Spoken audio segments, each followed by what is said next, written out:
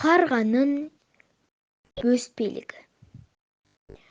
Лашынның балапаны топшысы қатып ұядан ұшқан соң-ақ жемін тауып жеуге шығыпты. Жолшыбай бір қарға оған қызылшы болып ерсе керек. Алғаш бауын үйректің балапанымен ашқан лашын олжасын қарғаға байлапты.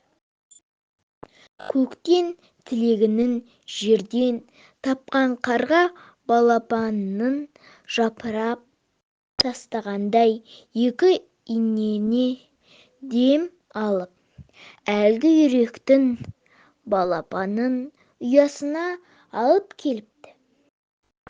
Не деген тәтті! Мұны қайтіп алдың? Төс етті неткен жұмсақ еді деп балапандары таласа тармаса жей бастапты. Сонда қарға: